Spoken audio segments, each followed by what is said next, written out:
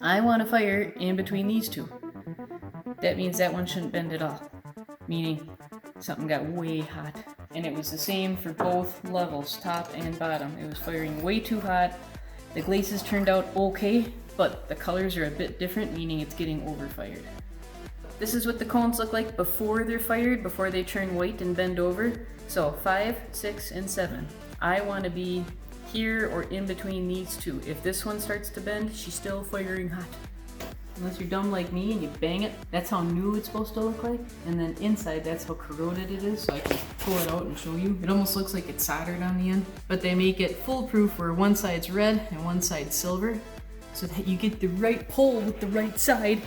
Otherwise, your stuff doesn't work. So red's on the right. Red on the right.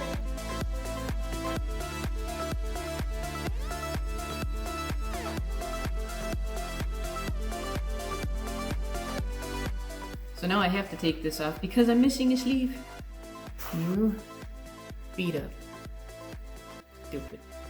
But since silly me pulled the whole sleeve off and it's inside the kiln, now I gotta take this little pancake off.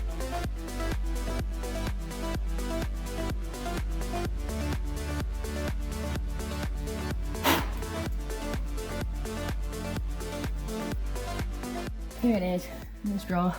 Little clay draw.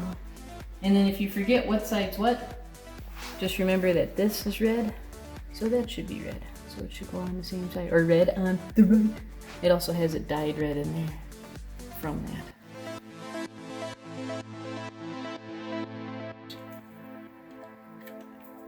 Don't bite that, you little turd. Okay, so brand new, tight, sticking out. You just shove it in as far as you can.